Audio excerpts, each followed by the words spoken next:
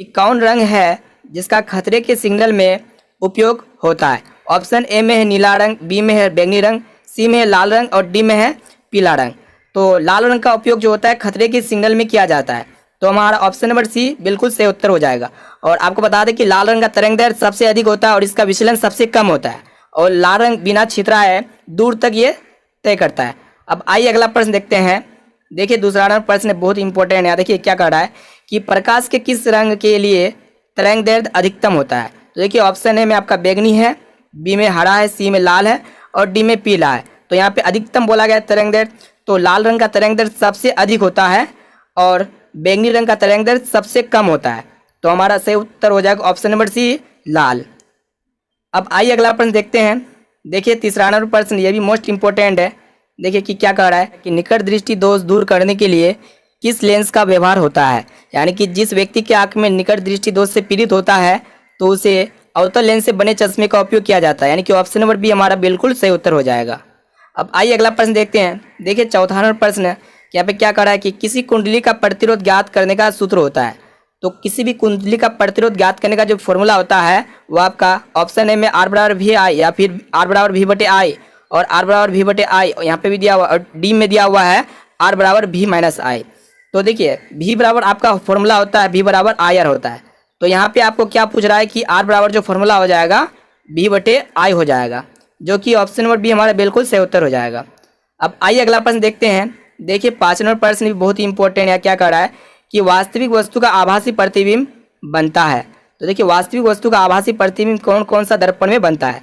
तो option A में आपका दिया हुआ है समतल दर्पण में, बी में है उत्तल दर्पण में, सी में है अवतल दर्पण में और डी में इनमें से सभी।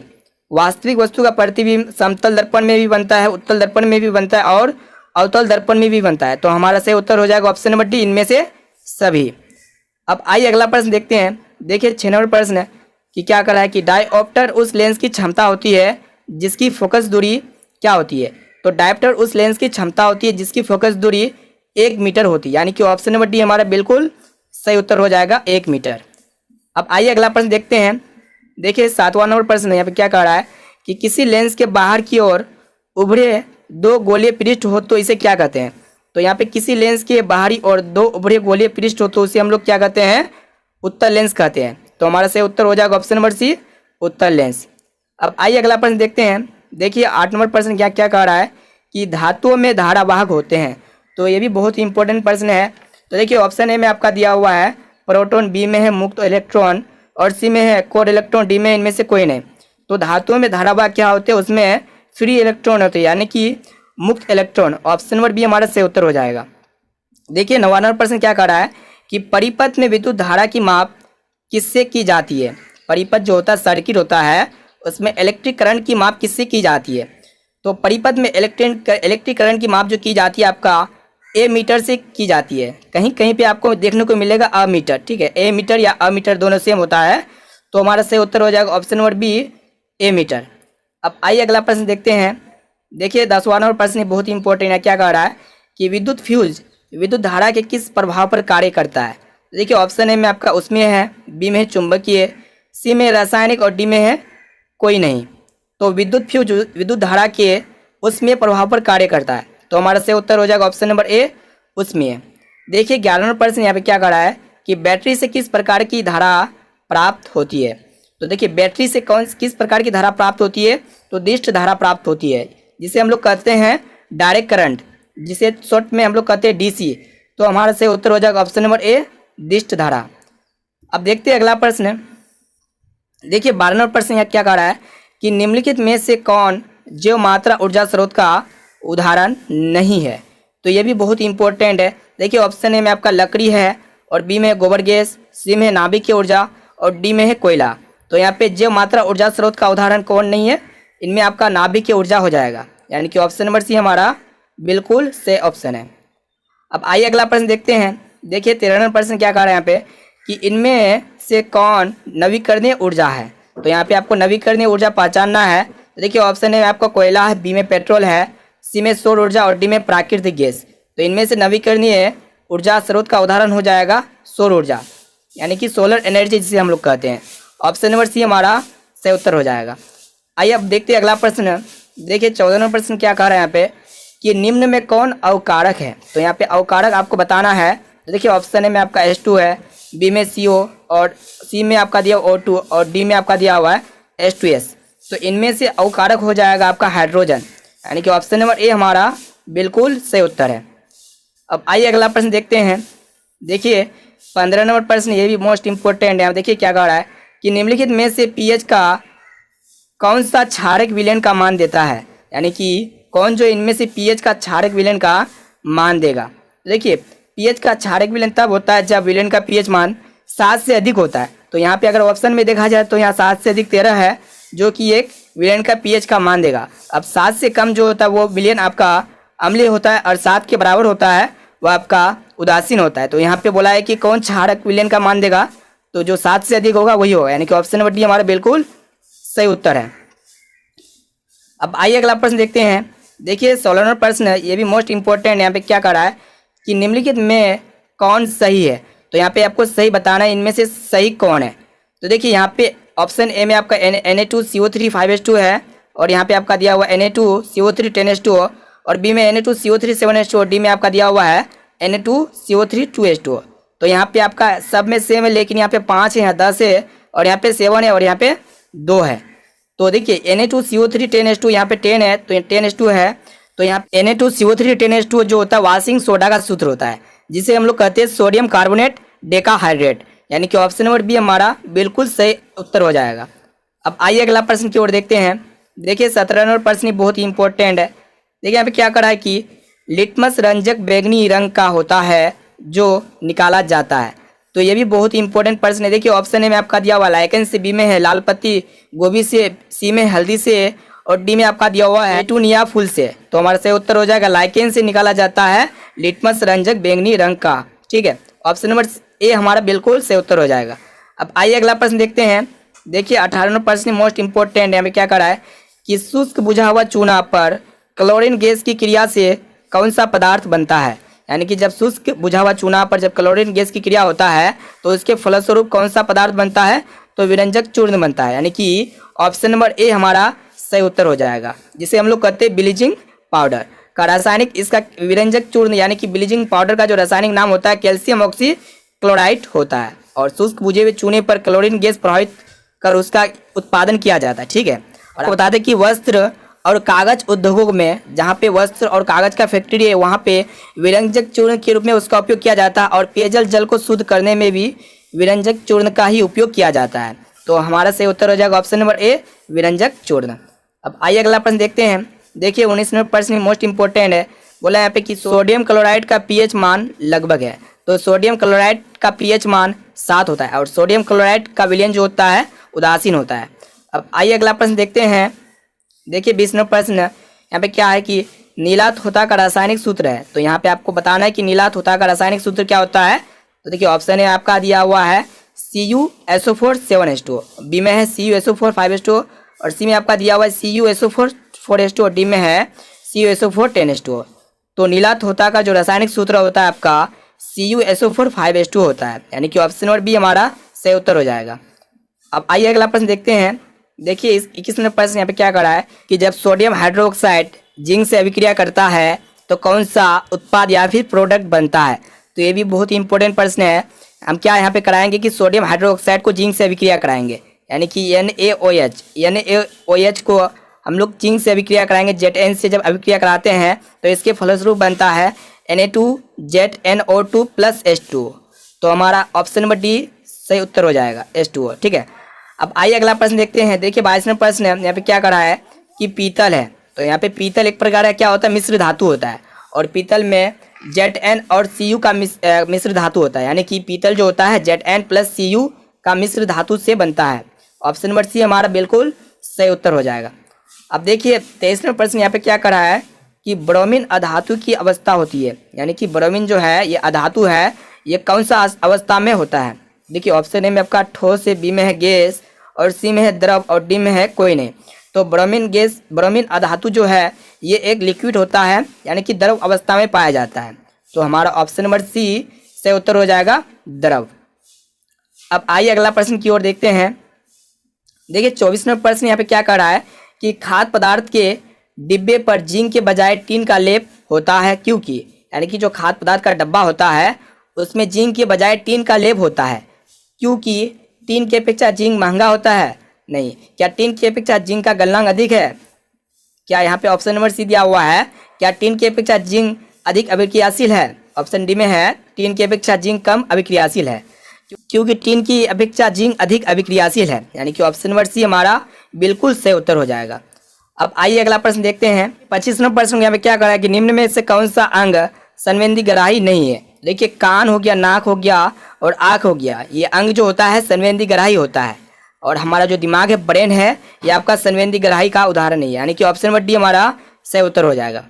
अब आइए अगला प्रश्न देखते हैं। देखिए, हमारे जो 26 नंबर प्रश्न यहाँ पे क्या करा है कि समांतर क्रम में संयोजित प्रतिरोधों की संख्या घटने के उपरांत संयोजित प्रतिरोधों की कुल प्रतिरोध क्या होता है? देखिए, बढ़ता है या फिर घटता है या फिर अपरिवर्तित रहता है या फिर इनमें से कोई नहीं। तो यहाँ पे क्या कह रहा है कि समांतर क्रम में जब संयोजित प्रतिरोधों की कुल संख्या को घटने के उपरांत संयोजित प्रतिरोधों की कुल प्रतिरोध क्या होता है? बढ़ता है, यानी कि ऑप्शन नंबर ए हमारा सही उत्तर हो जाएगा, बढ़ता है। अब आइए अगला प्रश्न देखते हैं। देखिए, यहाँ पे 27 नंबर प्रश्न क्या कह रहा है कि समजात अंगों का उदाहरण है। तो समजात अंग क्या होता है? जो उत्पत्ति तथा संरचना में समान होते हैं तो उसको हम लोग कहते हैं समजात अंग, लेकिन कार्य में वो भिन्न हो सकता है।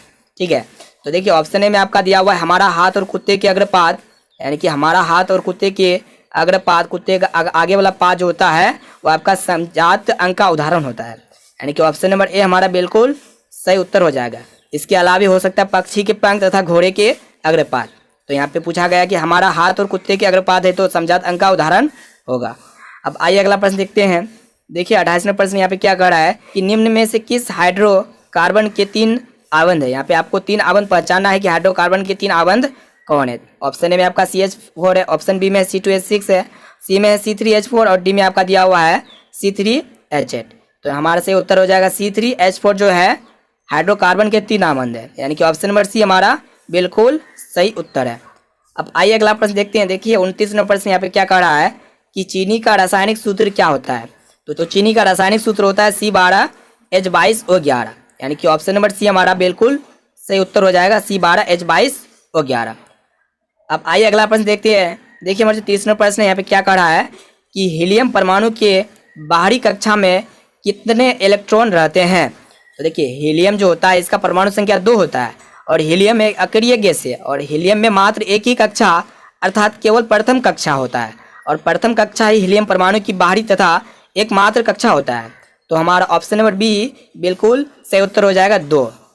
अब आइए अगला प्रश्न देखते हैं। देखिए, 31 नंबर प्रश्न यहाँ पे क्या कह रहा है कि स्वपोषी पोषण के लिए आवश्यक है, यानी कि स्वपोषी पोषण के लिए क्या आवश्यक होता है? CO2 होता है या फिर क्लोरोफिल या फिर सूर्य प्रकाश या फिर इनमें से सभी। तो जो स्वयं पोषी करता है, यानी कि जो खुद से पोषण करता है, उसके लिए CO2 चाहिए, क्लोरोफिल चाहिए और सूर्य प्रकाश चाहिए, यानी कि ऑप्शन नंबर डी हमारा बिल्कुल सही उत्तर हो जाएगा सभी। अब आइए देखते हैं 32 नंबर प्रश्न को। देखिए, यहाँ पे क्या कह रहा है कि कवक में पोषण की कौन सी विधि है? कवक जो होता है उनमें पोषण की कौन सी विधि होता है?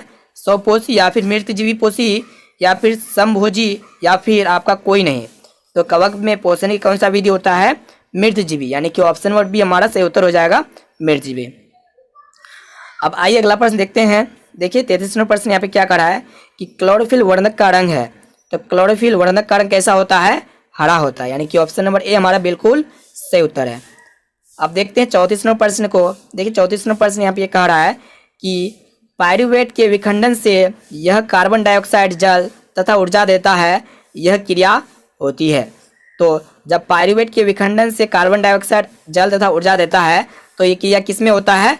माइटोकॉन्ड्रिया में होता है, यानी कि ऑप्शन नंबर बी हमारा सही उत्तर हो जाएगा।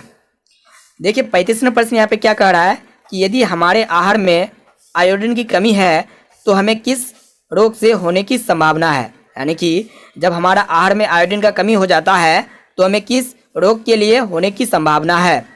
देखिए, ऑप्शन ए में आपका दिया हुआ ग्वाइटर, बी में है गलकंड और सी में आपका दिया हुआ घेंगा और डी में है सभी। तो इसका सही उत्तर हो जाएगा सभी। जब हमारे आहार में आयोडीन की कमी होता है तो ग्वाइटर, गलगंड और घेंगा और भी बहुत सारी बीमारी हो सकता है, जैसे कि आपका हो गया गर्भपात हो गया, शारीरिक विकास में रुकावट हो गया, मृत बच्चा पैदा होना इत्यादि जो होता है जब हमारे आहार में आयोडीन कमी होता है तब। अब आइए अगला प्रश्न की ओर देखते हैं। देखिए 36वां प्रश्न बहुत ही इंपॉर्टेंट है। देखिए यहाँ पे क्या कर रहा है कि एस्ट्रोजन स्रावित होता है। तो एस्ट्रोजन किस में स्रावित होता है? देखिए आपको बता दें कि एस्ट्रोजन एक क्या होता है, महिला सेक्स हार्मोन है जो कि अंडाशय द्वारा उत्पन्न होता है और ये प्रजनन मासिक धर्म चक्र के लिए जिम्मेदार है। यानी कि ऑप्शन नंबर बी हमारा से उत्तर हो जाएगा अंडाशय द्वारा। ठीक है, अब आइए अगला प्रश्न देखते हैं। देखिए 27वां प्रश्न यहाँ पे क्या कह रहा है कि मनुष्य में ऐच्छिक गतियों का नियंत्रण किसके द्वारा होता है? यानी कि मनुष्य जो होता है ऐच्छिक गति जो होता है इसका कंट्रोल किसके द्वारा होता है? तो इसका कंट्रोल जो होता है सेरिब्रम के द्वारा होता है। यानी कि ऑप्शन नंबर बी हमारा सही उत्तर हो जाएगा सेरिब्रम। अब आइए अगला प्रश्न देखते हैं। देखिए 38वां प्रश्न यहाँ पे क्या कर रहा है कि घोंघा जो है किस समुदाय का प्राणी है? तो घोंघा कौन सा समुदाय का प्राणी होता है? वो आपका मोलस्का समुदाय का प्राणी, यानी कि ऑप्शन नंबर ए हमारा बिल्कुल सही उत्तर है मोलस्का। अब आइए अगला प्रश्न देखते हैं। देखिए 29वां प्रश्न यहाँ पे क्या कर रहा है कि निम्नलिखित में से कौन सा जंतु उभयलिंगी जंतु है? तो देखिए ऑप्शन में आपका दिया हुआ मानव, बी में है कबूतर और सी में है मेढक और डी में है केचुआ। तो इनमें से आपको उभयलिंगी जंतु कौन है? उभयलिंगी जंतु यानी कि केचुआ, यानी कि ऑप्शन नंबर डी हमारा बिल्कुल सही उत्तर हो जाएगा। अब आइए अगला प्रश्न देखते हैं। देखिए हमारे जो 40वां प्रश्न यहाँ पे क्या कर रहा है कि परागकोश होते हैं। तो परागकोश किस में होते हैं? देखिए ऑप्शन में आपका दिया हुआ बाह्य दल में, बी में अंडाशय में है और सी में अंडम में, डी में आपका दिया हुआ परागकण में। तो परागकोश परागकण में होते हैं, यानी कि ऑप्शन नंबर डी हमारा बिल्कुल सही उत्तर हो जाएगा परागकण में। अब देखिए 41वां प्रश्न यहाँ पे क्या कह रहा है कि मनुष्य में कितने जोड़े क्रोमोसोम होते हैं? यानी कि मनुष्य में कितने जोड़े गुणसूत्र होते हैं? तो मनुष्य में 23 जोड़ा क्रोमोसोम होते हैं, यानी कि ऑप्शन नंबर सी हमारा बिल्कुल सही उत्तर हो जाएगा 23 जोड़े। अब आइए अगला प्रश्न देखते हैं। देखिए 42वां प्रश्न यहाँ पे क्या कह रहा है कि निम्नलिखित में से किसे आप उपभोक्ता की श्रेणी में रखेंगे? यहाँ पे आप जो है किसे उपभोक्ता की श्रेणी में रखेंगे? हरे पौधे या फिर नील हरित शैवाल या फिर जंगली जानवर या फिर फल और पत्ते? तो जंगली जानवर को हम लोग उपभोक्ता की श्रेणी में रखेंगे, यानी कि ऑप्शन नंबर सी हमारा बिल्कुल सही उत्तर हो जाएगा जंगली जानवर। अब आइए अगला प्रश्न देखते हैं। देखिए यहाँ पे क्या है 43वां प्रश्न कि पर्यावरण बचाने के लिए 3 प्रकार के आर का प्रयोग किया जाता है। इसका मतलब है जब हम लोग पर्यावरण को बचाते हैं तो यहाँ पे देखिए 3 आर का मतलब क्या होता है? 3 आर का मतलब जो होता है, आर से आपका होता है रिड्यूस जिसे हम लोग कहते हैं कम उपयोग, ठीक है, और आपका फिर एगो आर से होता है रिसाइकिल जिसे हम लोग कहते हैं पुनर्चक्रण, फिर और एगो आर का मतलब होता है रीयूज जिसे हम लोग कहते हैं पुनः उपयोग। तो हमारा सही उत्तर हो जाएगा इनमें से सभी, ठीक है। अब आइए देखिए 44वां प्रश्न यहाँ पे क्या कह रहा है कि किन कारणों से प्राकृतिक संसाधन नष्ट हो रहे हैं? तो कौन सा कारण से जो है प्राकृतिक संसाधन नष्ट हो रहे हैं? ऑप्शन ए में शहरीकरण, बी में प्रदूषण, सी में ए और बी दोनों और डी में है आपका वृक्षारोपण। तो कौन सा कारण से संसाधन नष्ट हो रहे हैं? प्राकृतिक संसाधन, शहरीकरण और प्रदूषण। तो हमारे से उत्तर हो जाएगा ए और बी दोनों। अब देखते हैं अगला प्रश्न। देखिए हमारे जो 45वां प्रश्न यहाँ पे क्या कह रहा है कि फॉलोइंग के वाम हस्त नियम के बाएं हाथ की तर्जनी संकेत करती है। तो देखिए ऑप्शन ए में आपका दिया हुआ चालक पर आरोपित विद्युत बल की दिशा, बी में है चुंबकीय क्षेत्र की दिशा और सी में है चालक में प्रभावित विद्युत धारा की दिशा और डी में दिया हुआ है इनमें से कोई नहीं। तो फॉलोइंग के वाम हस्त नियम बाएं हाथ तर्जनी की संकेत करता है चुंबकीय क्षेत्र की दिशा, यानी कि ऑप्शन नंबर बी हमारा बिल्कुल सही उत्तर हो जाएगा। अब आइए अगला प्रश्न देखते हैं। देखिए 46वां प्रश्न यहाँ पे क्या कर रहा है कि निम्न में से कौन सा यौगिक ईंधन के रूप में इस्तेमाल किया जा सकता है? तो यहाँ पे ईंधन के रूप में कौन सा जो है कंपाउंड है जिसे हम लोग इस्तेमाल कर सकते हैं? ऑप्शन ए में आपका एथनॉल है, यानी कि एथनॉल का उपयोग जो हम लोग है ईंधन के रूप में इसका इस्तेमाल कर सकते हैं, एथनॉल, यानी कि ऑप्शन नंबर ए हमारा सही उत्तर हो जाएगा। अब देखते हैं 47वां प्रश्न यहाँ पे क्या कह रहा है। देखिए यहाँ पे कि कौन सा पदार्थ लाल लिटमस पत्र को नीला कर देता है? यानी कि क्षार जो होता है लाल लिटमस पत्र को नीला कर देता है और अम्ल जो होता है नीला लिटमस पत्र को लाल कर देता है। तो यहाँ पे लाल लिटमस पत्र बोला गया है, नीला कर देता है, यानी कि ऑप्शन नंबर बी हमारा बिल्कुल सही उत्तर हो जाएगा क्षार। अब आइए अगला प्रश्न 48वां प्रश्न यहाँ पे क्या कर रहा है कि नई कार्तीय चिन्ह परिपाटी के अनुसार दर्पण के सामने रखे गए बीम की दूरी ली जाती है। यानी कि कार्तीय चिन्ह परिपाटी जो होता है उनके अनुसार दर्पण के सामने जो बीम रखते हैं तो उसमें कौन सा दूरी लिया जाता है? धनात्मक या फिर ऋणात्मक या फिर दोनों, धनात्मक और ऋणात्मक। तो हमारा ऑप्शन नंबर बी सही उत्तर हो जाएगा ऋणात्मक। तो फ्रेंड्स अगर आप भी साइंस के full notes NCERT solution in Hindi में डाउनलोड करना चाहते हैं तो इसी वीडियो के डिस्क्रिप्शन में आपको साइंस के फुल नोट्स एनसीईआरटी सॉल्यूशन मिल जाएंगे। और आपके इस बार मैट्रिक के बोर्ड परीक्षा में सिर्फ और सिर्फ साइंस के एनसीईआरटी प्रश्न पूछे जाएंगे, यानी कि एनसीईआरटी बुक से ही आपका प्रश्न पूछे जाएंगे। अगर इसका आपको एनसीईआरटी बुक का पूरा सॉल्यूशन हिंदी में चाहिए और पूरा डिटेल्स के साथ समझाया गया है तो आप डाउनलोड कर सकते हैं। इसी वीडियो के डिस्क्रिप्शन में आपको पीडीएफ का लिंक मिल जाएगा, वहाँ पे जाके आप पीडीएफ को डाउनलोड कर सकते हैं। फुल साइंस का कोर्स वहाँ पे बताए गए हैं। तो दोस्तों आज के लिए इतना है, फिर से मिलते हैं अगले वीडियो पे। तो वीडियो आपको कैसा लगा आप हमें कमेंट बॉक्स में जरूर बताना। अगर आप हमारे चैनल पर नए हैं तो चैनल को सब्सक्राइब करके बेल आइकन को प्रेस जरूर करना और इस वीडियो को अपने दोस्तों तक जरूर शेयर करिए जितने भी आपके फ्रेंड्स से आपके एग्जाम देने वाले हैं। तो दोस्तों आज के लिए इतना है, फिर से मिलते हैं अगले वीडियो पे जल्दी।